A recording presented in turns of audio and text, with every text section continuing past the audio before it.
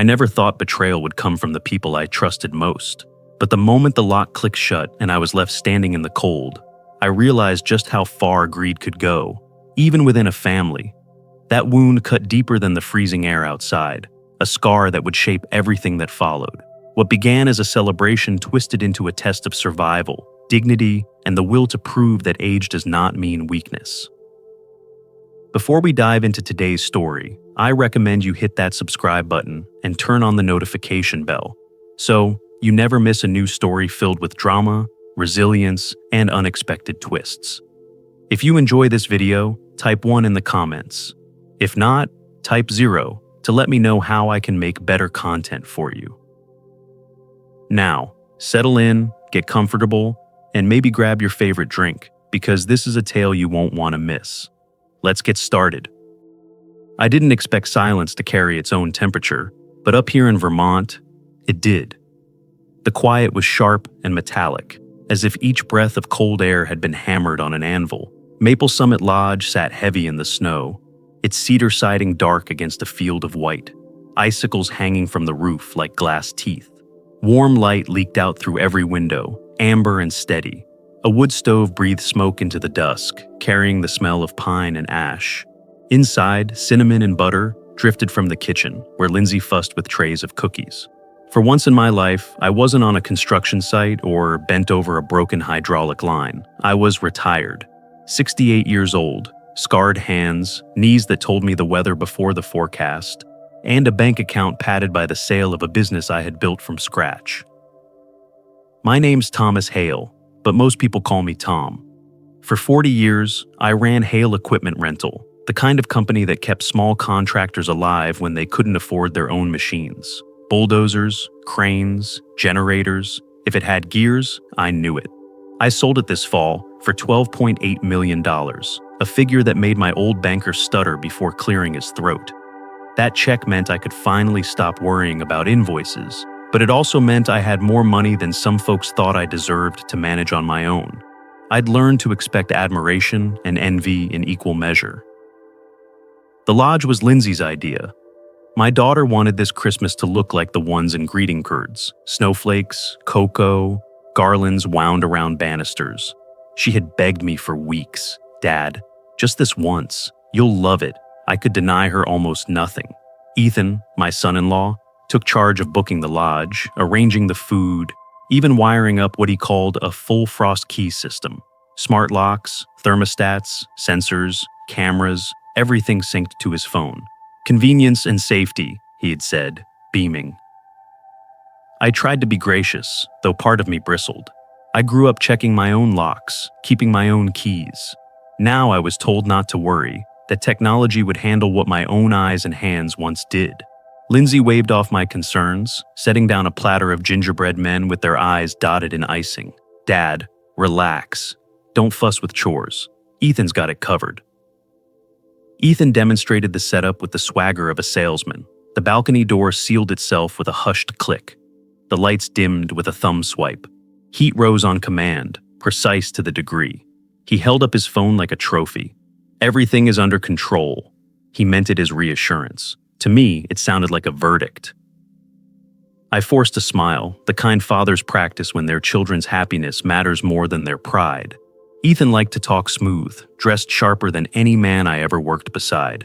He had charm, no doubt about it, but charm doesn't tighten bolts or read the wind on a crane line. My eyes caught on the small control hub glowing on the side table, its LED pulsing as if it were watching me breathe. I made a note in the back of my mind. Control was a word best kept close. The rooms glowed with soft string lights. A fire snapped in the stone hearth, painting the beams overhead with shifting orange. My boots left prints across the polished floorboards, creaking in rhythm with the wind outside. I set down my worn leather notebook on the end table. Inside it were pages filled with job site numbers, reminders, even fragments of grief from nights when the bed felt too wide after my wife passed. These days I used it for checklists, sketches, small truths I wanted on paper. Lindsay moved around the kitchen humming carols. She was still my girl, even at 40. Her face lit by holiday bulbs looked too much like her mother's for me not to ache a little. Ethan wrapped an arm around her shoulders, all casual affection. She laughed, leaning against him, and for a moment I let myself believe this trip was only what it seemed, a daughter wanting her father close, a family gathered in warmth. I kept my habits, though. Old men who survive long enough develop them for a reason. My multi-tool and flashlight stayed in my bag by the coat rack. I checked hinges and latches without anyone noticing, scanned the snow load on the eaves, tapped the balcony railing to hear if it rang hollow. To the others, I was just puttering. To me, it was second nature. Later, when the guests began to arrive for dinner, laughter and boots stomped snow into the mudroom. Glasses clinked, and holiday music filled the air. I settled into a wide chair by the fire, my notebook within reach, the warmth seeping into my bones. For tonight, I told myself, I would accept their hospitality. I would let Ethan feel proud of his gadgets, let Lindsay glow in the light of her perfect holiday. Still, as snow thickened on the balcony rail outside, my eyes returned to the glass door with its new smart lock shining faintly in the corner. I lifted my cocoa, swallowed the sweetness, and made a silent promise. Comfort was fine, but I would always notice who held the keys. If you're still watching and this story has struck a chord with you, drop a number 1 in the comments so I know you're here with me. Let's keep going together.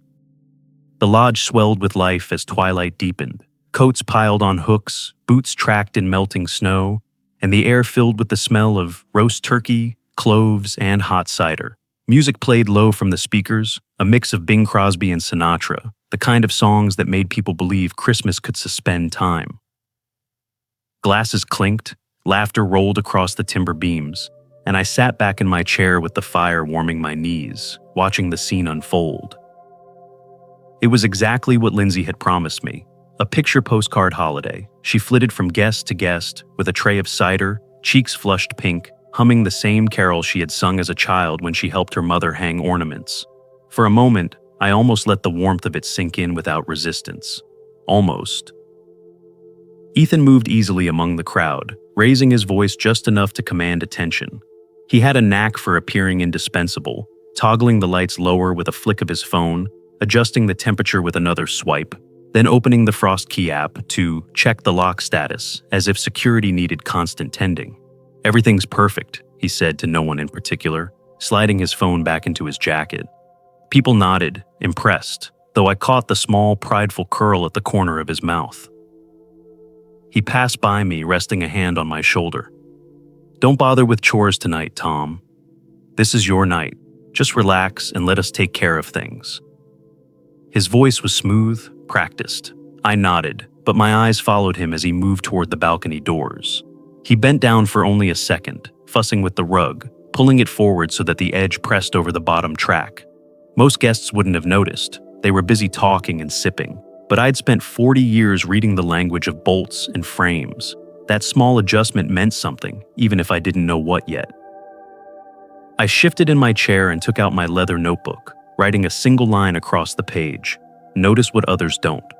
Then I set it back on the side table, page half hidden beneath my glasses. Later, while guests gathered in the kitchen to applaud Lindsay's gingerbread men, I stepped into the hallway. Ethan's voice carried just far enough through the crack of a door. "Yes, Dr. Kerrigan, he's showing forgetfulness. After the holidays, we can schedule an evaluation. No, he won't resist once Lindsay's on board." The floor creaked under my weight, and Ethan ended the call quickly, emerging with a casual smile.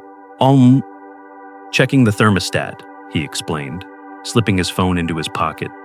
I gave him the same tight smile I'd once given subcontractors who padded their hours. Not long after, Lindsay approached me with an envelope. She was glowing, so proud of her gift that my chest ached even before I opened it. Inside were documents, durable power of attorney papers, neat and official. She said it softly, as if she were offering me peace instead of a contract. "Dad, this way you don't have to worry when you travel to Florida this winter. Ethan and I can handle bills, make sure everything runs smoothly." I held the envelope, the paper heavier than its weight should have been. I told her gently that Martin Cole, my lawyer, reviewed everything I signed. Her face flickered with disappointment before she covered it with a smile. Across the room, Ethan's jaw tightened. His drink glass knocked a little too sharply against the counter before he laughed at someone's joke. The fire burned lower. Guests sang half-hearted carols, their voices weaving with the hiss of logs splitting. I took a slow walk around the room, my old habit of checking doors and latches disguised as restless pacing. The frost key hub glowed faintly on the side table, a pulse of green light that felt almost alive, as if the house itself were paying attention. I slipped out to the balcony for air. The snow lay heavy on the rail, the glass slider clicking softly as it closed behind me. I tapped once on the glass with my knuckle, just to see. Music and chatter swallowed the sound whole. I stood in the dark a moment longer, cold breath clouding before my face, and thought of how easily a man could be cut off while everyone inside believed he was safe. When I came back in, Lindsay pressed a mug of cocoa into my hands. She smiled, her sincerity as bright as the light strung along the rafters. I kissed her forehead and settled back near the fire, my notebook waiting. On the fresh page I wrote 4 words: trust, but verify always. They told me to relax, to let Ethan handle everything. That might have been my first warning. If you're still here and this moment caught your attention, type number 2 below so I know you're walking through this with me. Let's keep unraveling it. Ethan's voice carried easily over the hum of conversation. "Tom, could you grab another armful of wood from the balcony? We'll need it for later." He said it casually, like a host assigning a small task, but his eyes lingered on me with too much intent. I had spent my life on job sites where tone mattered more than words, and I knew when someone was nudging me toward a place they wanted me to be. Still, I rose without comment, slipping my arms into my coat. The balcony was piled with fresh snow, glittering under the outdoor lanterns. My boots sank into the drift as I bent to gather the logs stacked against the siding. The cold struck my face sharp and immediate, the kind of cold that reminded you how quickly frostbite could take a man if he wasn't careful. I straightened, wood in my arms, and turned toward the glass doors. They shut with a gentle swing, as though nudged by a draft. Then I heard it, a precise metallic click, unmistakable to anyone who had ever worked with locks. Frost key had engaged. The tiny LED on the inside panel blinked from green to red. My chest tightened. I rapped my knuckle against the glass once, then harder. Inside, music swelled, Sinatra crooning above the chatter and clatter of forks. My knocks drowned in merriment. I pounded with the side of my fist, but no one turned. My phone sat charging by the fireplace, useless to me now. The snow thickened on my shoulders. Cold clawed through my coat sleeves, numbing my fingers. I crouched, inspecting the threshold. The rug I had seen Ethan adjust earlier pressed firmly against the door track, blocking the path of the latch. A strip of clear tape along the frame caught the lantern light, set deliberately to ensure the catch engaged. That wasn't an accident. A spike of anger flared, but panic never came. I had faced cranes swinging in high winds, scaffolds shifting under boots. Men who panic die fast. I steadied my breath and scanned for options. The balcony rail wrapped around toward the storage nook beneath. My eyes fell on a vent grate near the corner, a square of metal that led to the woodroom below. The latch was a spring hook, sturdy but not complicated. Among the logs lay the metal hook I had used to carry the bundle. I wedged it into the grate, pressing until the spring gave a reluctant snap. The vent swung open. I shoved the wood through first, then lowered myself. My knee barked in protest as I slid into the crawl space, dust and splinters clinging to my pants. The cold was sharper here, funneling through gaps, but at least I was out of the wind. I crawled toward the storage hatch. Years ago, I'd installed similar latches on warehouses, and the design hadn't changed. My fingers found the release stiff with rust and forced it down. The door gave with a groan, opening into the laundry room. Relief flooded me when I spotted the small PVC tube tucked under the molding, a trick I had carried from job site to job site. Inside was the spare key I had hidden earlier that day during my inspection. Old habits save lives. I eased into the warm laundry room, closing the hatch softly behind me. The smell of detergent replaced the sting of frost. My hands burned as blood rushed back into them. I took a moment, crouched by the dryer, and let my heart steady. Through the doorway, I could hear laughter and the shuffle of plates. No one had noticed my absence. To them, I had never left.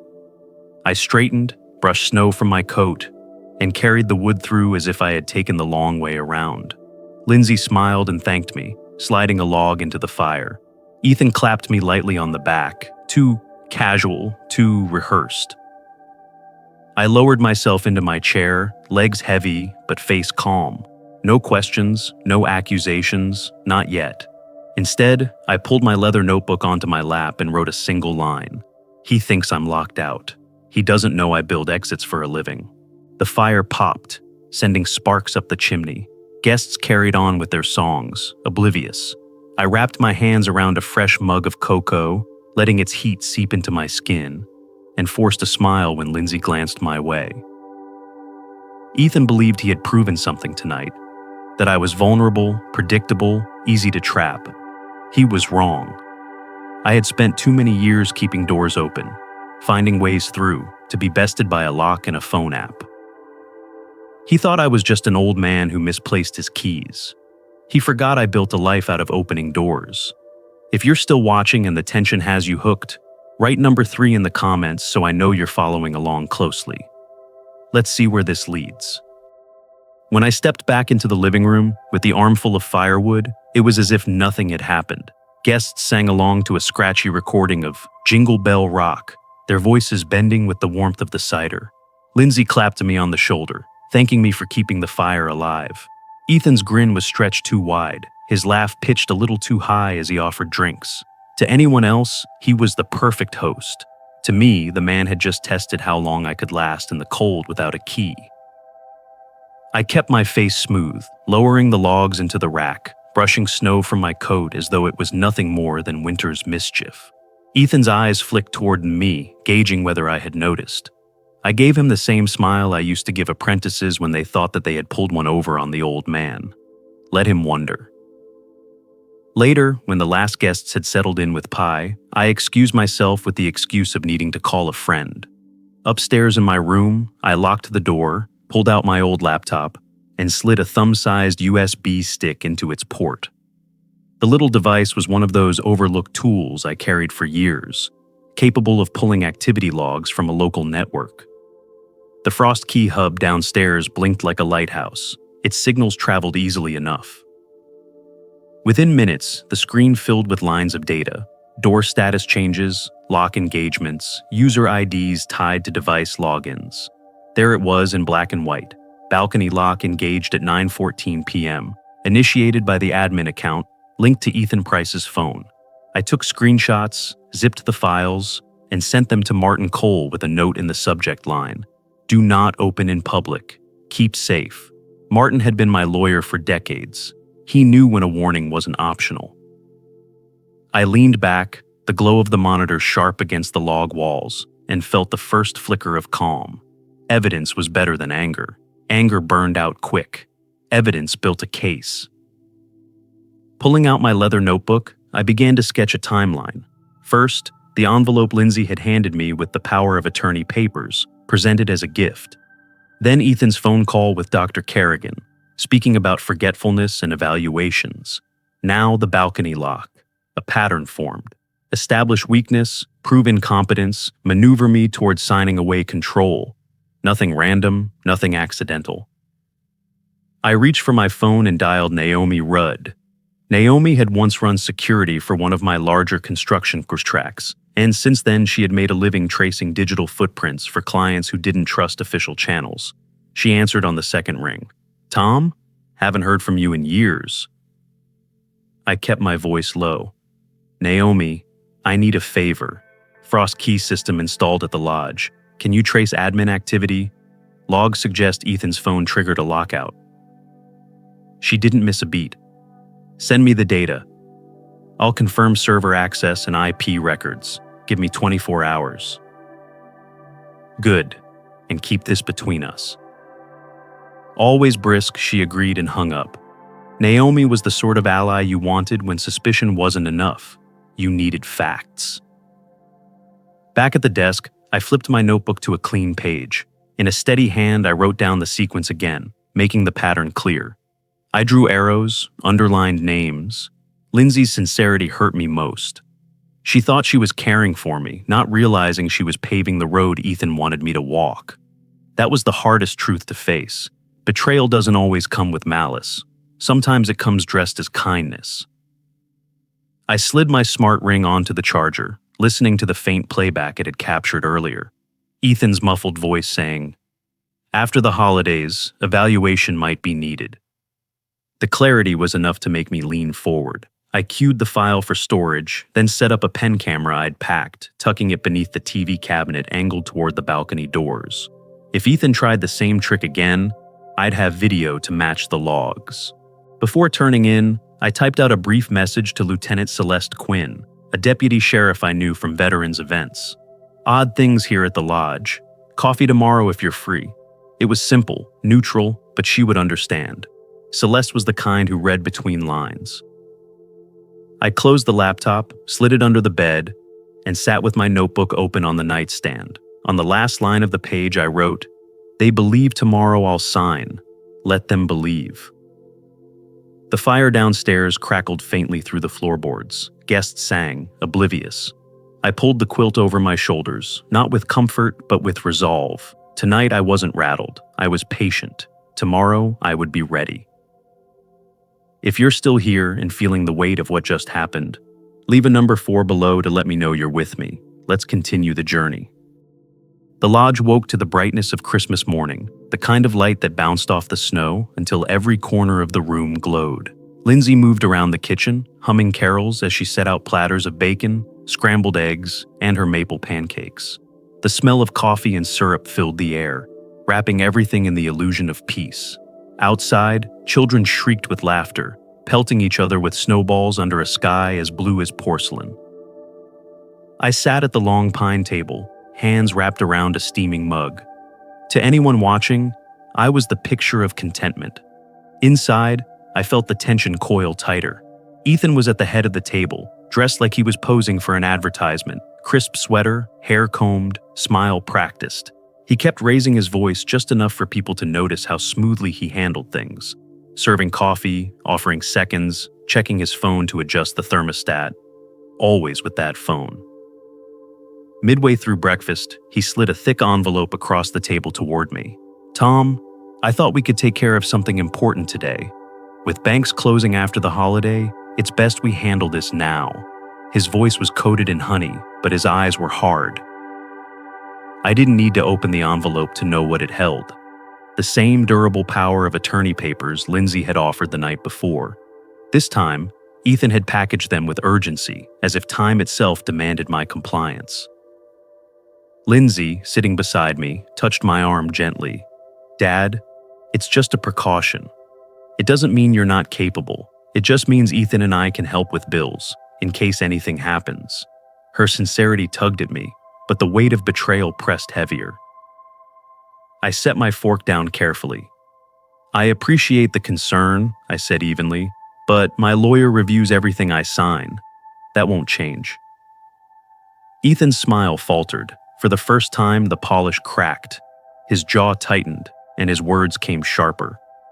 "Tom, you're making this harder than it needs to be. Everyone forgets things sometimes.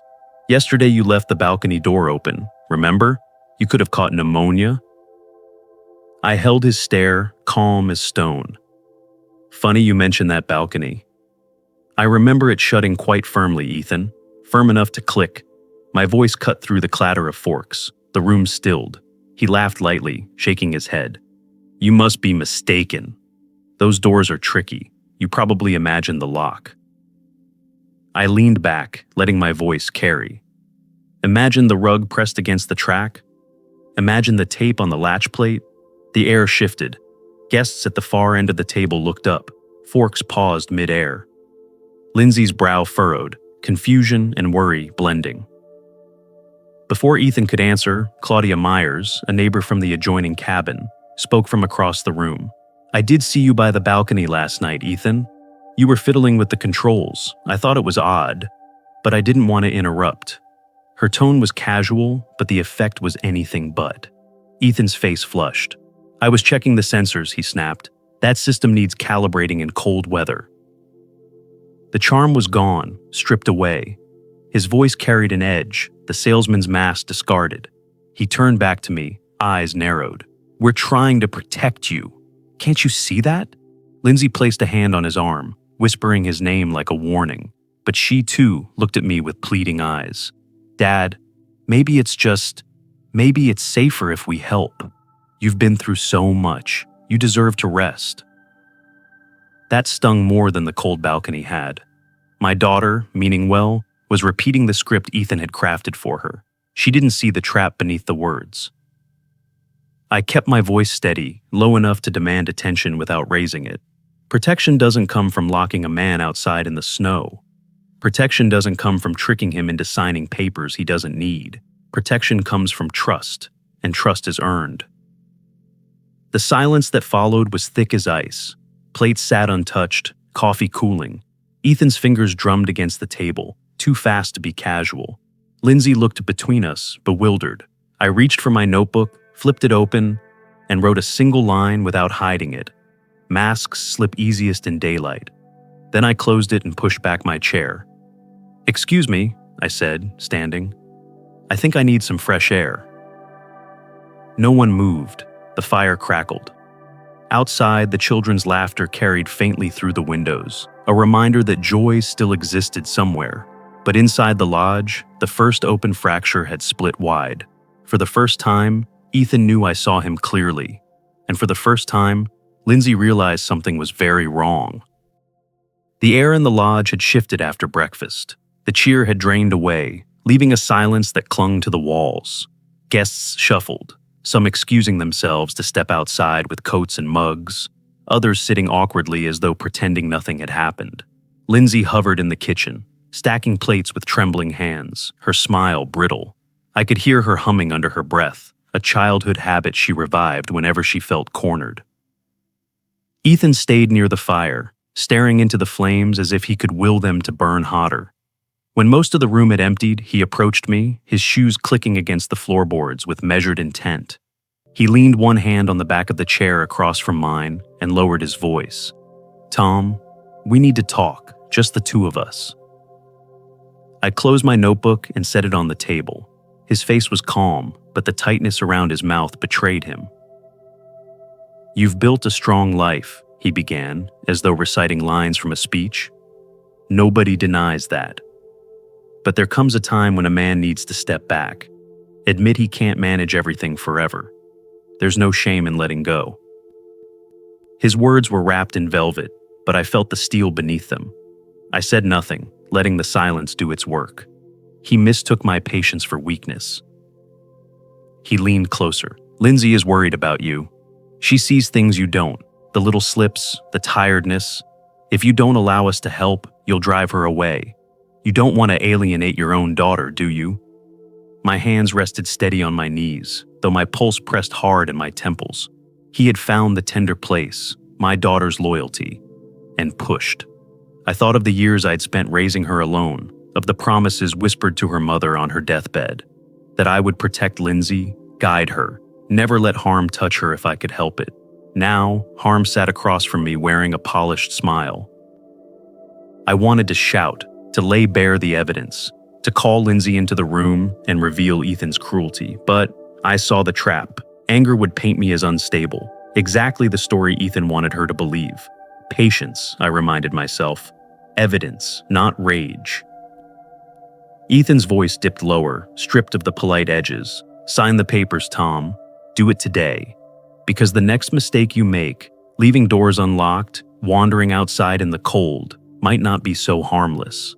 There it was. The mask slipped completely, menace sharp and unvarnished. For a long moment, I simply studied him, as I had studied blueprints for years, searching for cracks, stress points, the weak spot that would bring the whole structure down. Finally, I spoke. "I'll consider it," I said evenly. My voice carried no tremor, only a calm weight. His eyes narrowed, trying to gauge whether I meant surrender or defiance. "Don't take too long," he warned, straightening. He turned toward the hallway, shoulders stiff, a man who believed he had forced compliance. When he was gone, I exhaled slowly, the fire's warmth suddenly insufficient. My notebook lay where I had set it, but what drew my attention was the faint green blink from the corner of the room. The pen camera I had planted under the cabinet the night before was recording, its tiny light winking like a secret shared between us. Every word of Ethan's veiled threat had been captured. I retrieved the device, slipping it into my pocket, and felt the weight of it like a stone of reassurance. Along with the Frost Key logs and Naomi's promised server trace, I now had not only suspicion, but proof. Proof that could not be explained away as imagination or forgetfulness. Upstairs, the house creaked in the wind, the kind of sound that makes solitude echo. Lindsay's voice carried faintly from the kitchen, too bright, too forced. She had no idea what her husband had just revealed. My heart ached for her, but the ache only hardened my resolve. I sat back down, reopened my notebook, and wrote one line across the page. He believes fear will corner me. He's wrong. Fear is the hammer that shapes resolve. I closed the cover, set it beside my cooling coffee, and let the fire crackle in silence. Ethan thought he had cornered me. What he didn't understand was that I had already chosen. I would not yield. I would fight. Quietly, methodically, with the patience of a man who had spent his life building things to last. If you're still watching and the intensity keeps pulling you in, type number 5 in the comments so I know you're right here with me. Let's carry it forward. The afternoon settled over the lodge with a strange quiet. The snow outside reflected the low sun, casting the rooms in a brittle white glow. Lindsay tried to salvage the spirit of the holiday by fussing over pie plates and offering refills of cider, but her voice wavered. Even her laugh, usually bright and unforced, sounded rehearsed. Guests shifted in their chairs, trading polite smiles as though clinging to normalcy, but the tension sat heavy in the air, undeniable. Ethan moved through the space like a man whose performance had been interrupted. His grin was too sharp, his compliments too loud.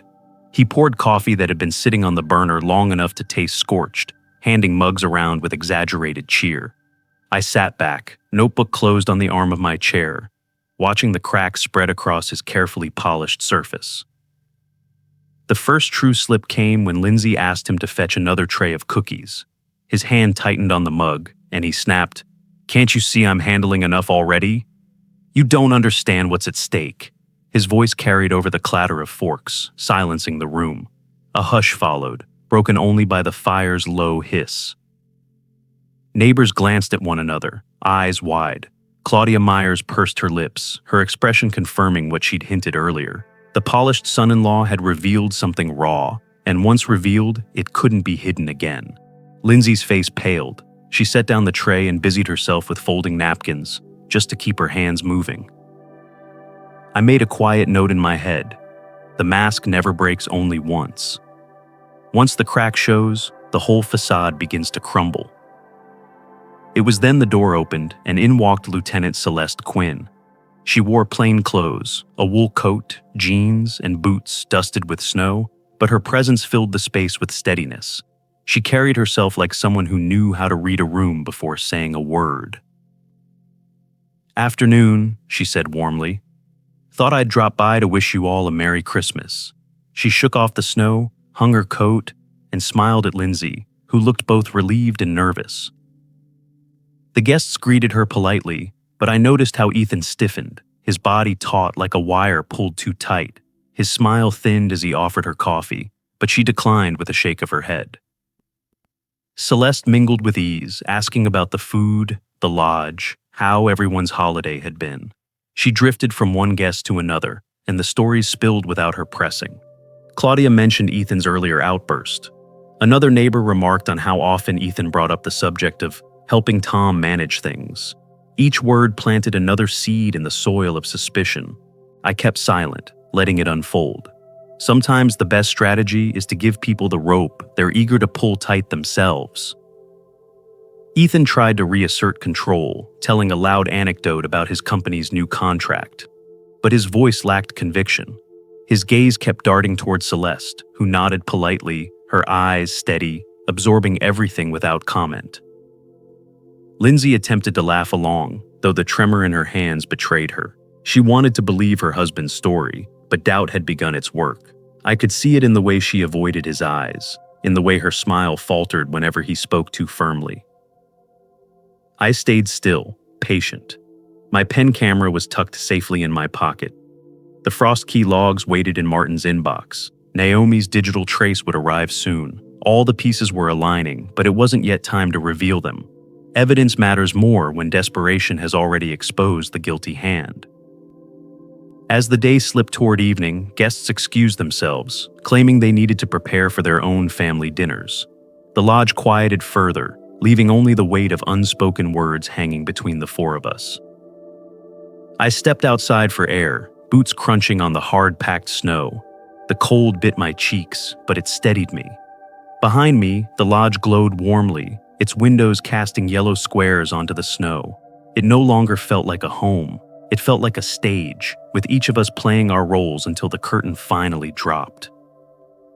I drew a long breath of icy air and exhaled, watching the steam rise into the fading light. The time was near. Ethan believed he had tightened the noose. What he didn't realize was that every move he made only pulled it tighter around his own neck. The fire had burned down to embers by the time I sat alone in the living room, the silence punctuated only by the faint crackle of wood collapsing into ash. The glow cast long shadows against the lodge's beams, stretching across the floor like ghosts of the morning's laughter. Lindsay had retreated upstairs, claiming she was tired, and Ethan had disappeared into one of the side rooms with his phone glued to his hand. That left me with my notebook, my thoughts, and the evidence I had begun to piece together. I took the pen camera from my pocket and played back the recording. Ethan's voice filled the tiny speaker, colder than the mountain air outside. "Sign now, or the next mistake might not be so harmless." Hearing it again made my stomach tighten, but it also hardened my resolve. There was no mistaking his intent. This wasn't a slip of the tongue or a misunderstanding. It was a threat, deliberate and calculated. My laptop chimed with an incoming message. Naomi had come through. Her report was blunt and thorough. Ethan's phone had engaged the balcony lock at precisely the time I was outside. The server logs left no room for interpretation. Alongside her note came a short line typed in all caps. "He did this on purpose." I sat back in the chair, staring at the screen. Vindication washed over me, but with it came a deep sadness. My son-in-law had turned my daughter into an accomplice, whether knowingly or not. Minutes later, another email arrived from Martin Cole. He had reviewed the power of attorney documents Lindsay had offered me. His language was cautious but clear. The papers granted Ethan sweeping control, far beyond simple help with bills. If signed, Ethan could have transferred assets, liquidated accounts, even sold property without my knowledge. "These documents are not protective, Tom," Martin wrote. "They are predatory." I closed the laptop and rubbed my temples. Each new piece of information confirmed what I already knew, but wished wasn't true. It is one thing to suspect betrayal. It is another to have it proven in writing, in logs, in recordings. Proof makes denial impossible. I slipped on my coat and stepped outside, letting the cold night air bite at my face. The mountains loomed dark against a sky littered with stars, sharp and merciless. Pulling my phone from my pocket, I scrolled to Celeste's number and pressed call. She answered on the second ring. "Tom," she said, voice steady. "I got what I needed," I told her. Audio of his threat. Digital logs.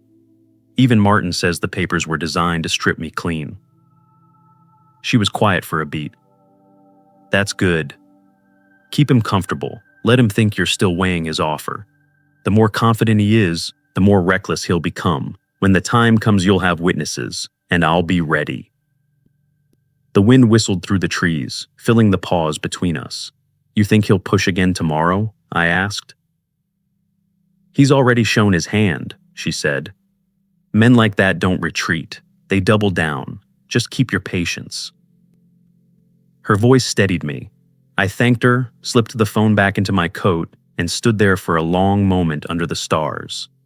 The cold seeped into my bones, but I welcomed it. The air was honest out here, sharp, unforgiving, but honest. When I finally returned inside, the lodge felt heavier, as though its logs themselves had absorbed the day's tension. I sat by the fire once more and opened my notebook. The pages were filled with arrows, dates, fragments of overheard words, a web that told a story no one wanted to believe.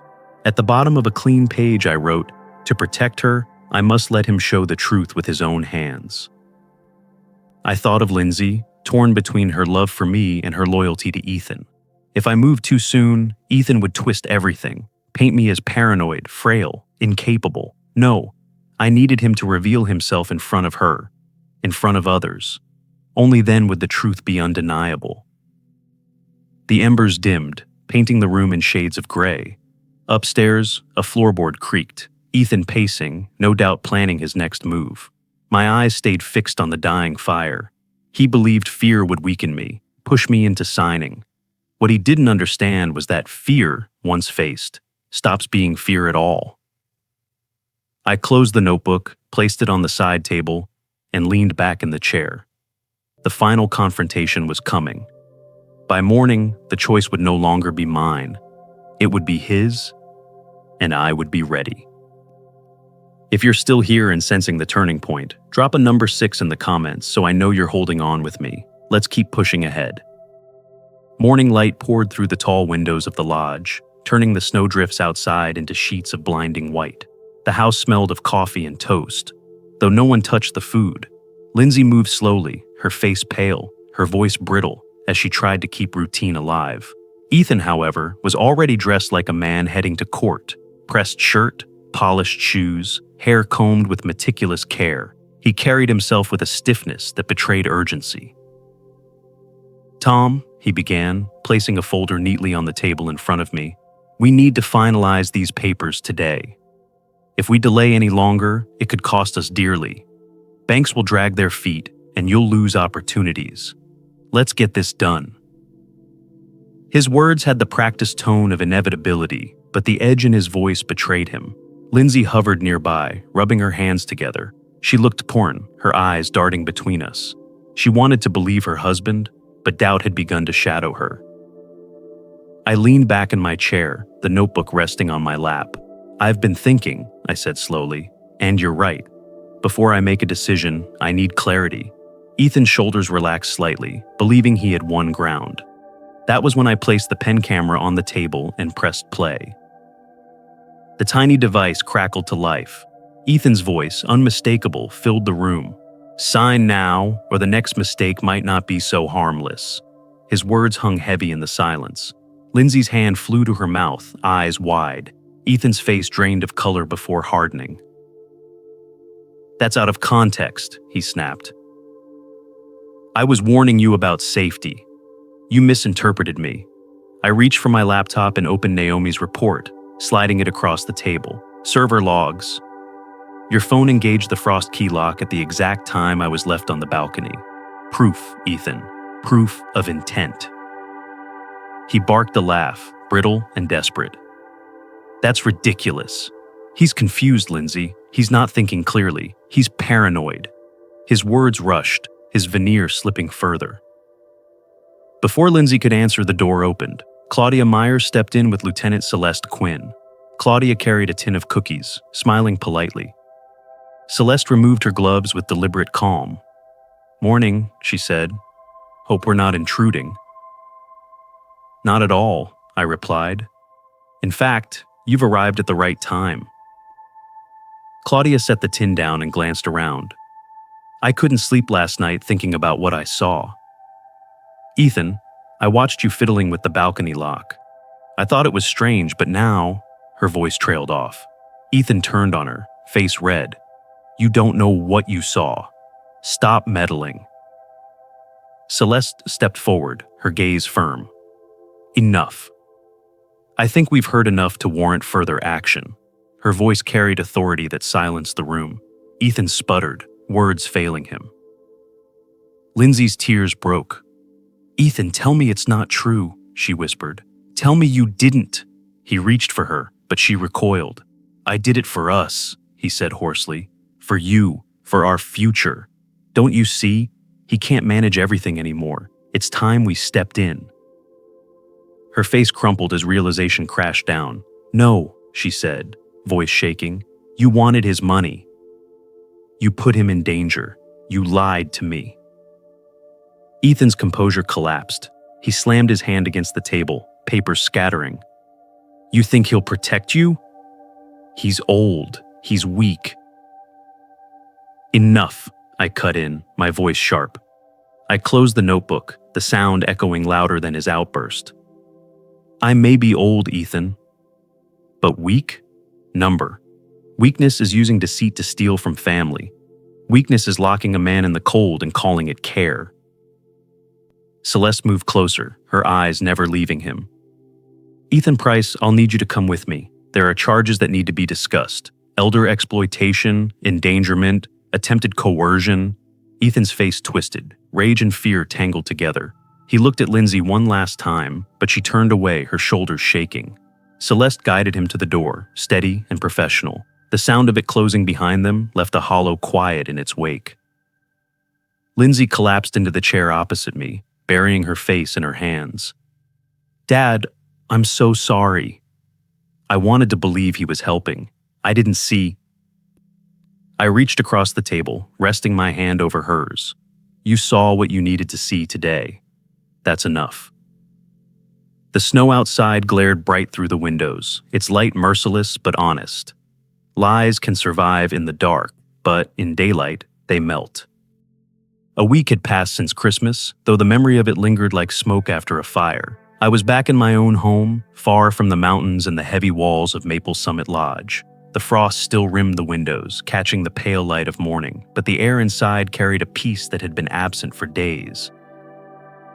I poured myself a fresh cup of coffee, listening to the faint strains of carols fading on the radio, and allowed myself the rare gift of stillness. Ethan's name had already begun appearing in the local paper, charged with attempted elder exploitation, reckless endangerment, and under investigation for fraud. The legal process churned slowly, but the outcome no longer depended on my vigilance. The system would handle him now. Lindsay had left the lodge days earlier and was staying with me. She moved quietly around the house, helping with small chores, her guilt heavy in every glance. She apologized often, sometimes in words, sometimes in silence, always with eyes full of regret. I told her the same thing each time. You saw what you needed to see. That's enough. Still, I knew wounds like these did not close quickly. Trust, once fractured, takes its time to mend. My phone buzzed with a message from Celeste Quinn. Bail hearing set for Thursday. We'll keep you updated. Stay safe. I typed back a simple thank you. She had been a steady hand in a storm, reminding me that vigilance didn't have to mean paranoia. It could mean preparation. Later in the afternoon, Martin called. His voice carried the calm confidence of a man who had spent his life navigating disputes. Tom, the documents you refused to sign would have stripped you of everything. By resisting, you preserved not only your assets but your autonomy.